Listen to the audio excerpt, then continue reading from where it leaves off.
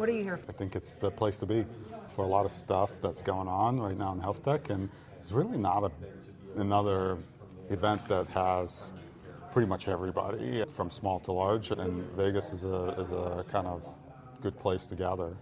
What are you here to learn? Here to learn probably how many companies are out there doing real things versus how many companies are just BSing without actual results and value that they're bringing, but also surprised with how much progress people are making in different areas.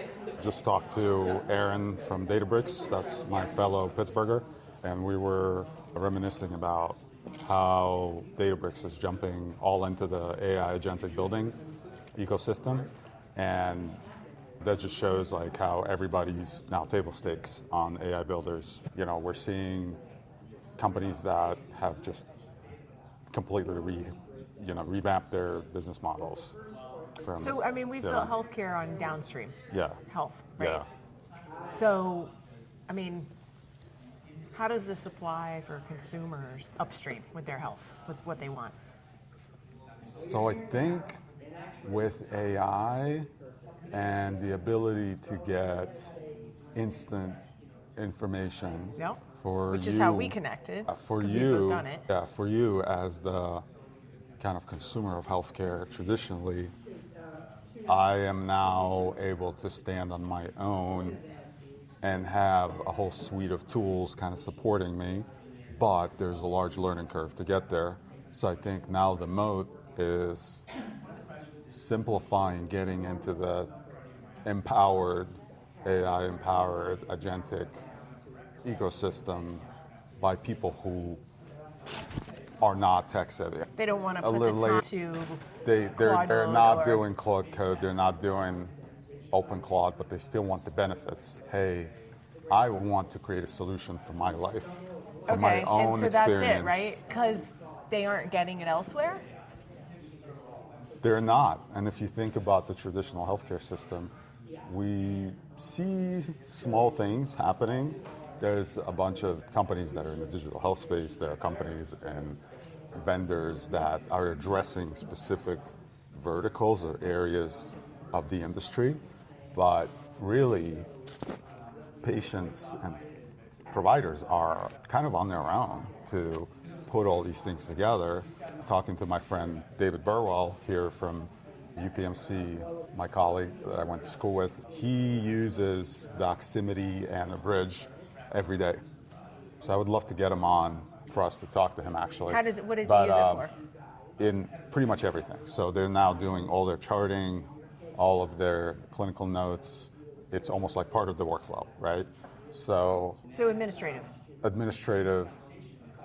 documentation, helps them talk to more patients easier and be more efficient, and at the same time have higher outcomes with patients, or at least that's what the promises of it is, right?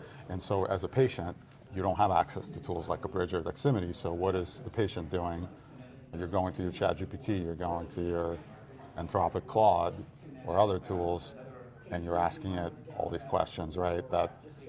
So I think the ecosystem is developing very rapidly. Talking to another friend of mine, Jason Colatonga from Fasten Health, they're one of the first healthcare companies that integrated with Claude, and now you can get all your TEFCA records in Claude. But the problem is, like, it's not all your data. Exactly. And it's probably not going to even be a portion of your data, right? Yeah. And there's a lot of companies like that now. Yeah. Sava's one, and then we've got HealthX. HealthX is doing some kind of next level. Right, and the HealthX also uses Fasten as the back end for it. Okay. So a lot of the things we're seeing is that, look, we got the pipes kind of connected. They're not 100% connected. So, it's kind of, we're all on this street, we're all living in the, different houses, but, one house doesn't have hot water, another house doesn't have a sink. And I don't even think anybody has actually designed the blueprints and gotten approval from the zoning board. Exactly. So I think what we're seeing now with the CMS aligned networks, we just saw this announcement from No2 that they were the first to connect, Clover Yeah, Medicare. I know Andrew well. They're sharing their Well, he's a insurance tech claims. guy, Yeah. their CEO. So they're the first ones to to share their Yes. data under the CMS Aligned Networks moniker. Yeah. I call it a moniker because it's really not clear Yeah. exactly, how it's going to be done across the board. But it's promising because it's like the first payer to actually share their Yeah. stuff on, I think it's individual access services Yeah. plan. So actually hoping to catch up with Brandon Keeler here today. Yeah. And I know you've talked to Price and all those guys. And Brendan. I love their guys. those Those guys. guys, And yeah. that whole crew is. Yeah. Yeah, so I was sad that Price was not here this time. But Maybe we can catch up with them today. But so what are you I'm excited like- about? Although I am leaving in an hour to go to the airport to go home because I'm done. I guess here, it's what you were saying. It's like I feel like I'm at the Home Depot, and I'm looking for all of the pieces, parts, but I'm building something that doesn't exist today Yeah, for a market that most people don't see today. right. So that's kind of a different Yeah, lens to come yeah, to a conference yeah. like this at, right? Right. And so it's a little irritating when you Yeah. because you're connecting with people and they're so excited because they're building for the architecture that exists today. Right.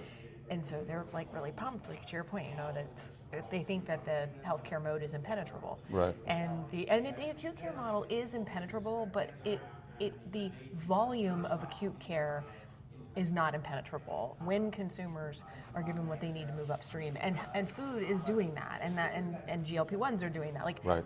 So I think the other thing that I realized yesterday was this was a real epiphany for me was David Banks gave a great talk about just innovation in general, and I went in very skeptical. I like David, but I didn't know if he would stand on stage and sort of be the part that I like about David. And he was. He's very vulnerable. He talked about the fact that the moat is not impenetrable. And I think that's the part that is interesting to me. Is like, how do we get there? But then it's difficult because you talk to people and you're just like, oh, I don't want to listen to this. I don't, right? It's like, people deserve better. And to your point, I think that what we see in healthcare in general is you have these moats because people are defending their fiefdoms and their And they've been able castles, to. and they've been able to because it's kind of Because like we've the been able to keep it opaque. Yeah. And now we can't anymore. it's the medieval landowner. You The basically overlord. you've been given a grant by the king to collect taxes on the peasants. And essentially, a lot of the system is doing that, right? They're collecting taxes on the peasants.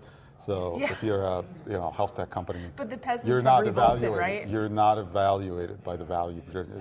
You're given it's a grant. It's a CEO of the company gave you opportunity to collect taxes on the patients.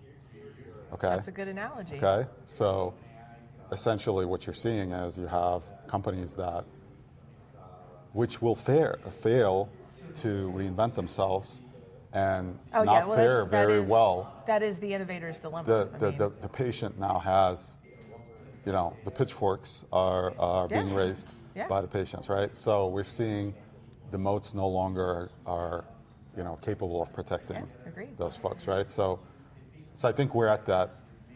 We're at that moment where potentially Well, I think AI is what unlocks it. Yeah. But, all right, I got to wrap because I have to go meet someone, and you have to be in it. Yes. But we got a few minutes. Great. But I know we are due for a full episode, and we're going to dive deep into. Yeah, let's do it. We're going to get OpenClaw running and we're with gonna, somebody's we're gonna data, help people. and we're going to ask it a whole bunch of stuff that's hard to do. Exactly. And we'll see how far it gets, right? Exactly.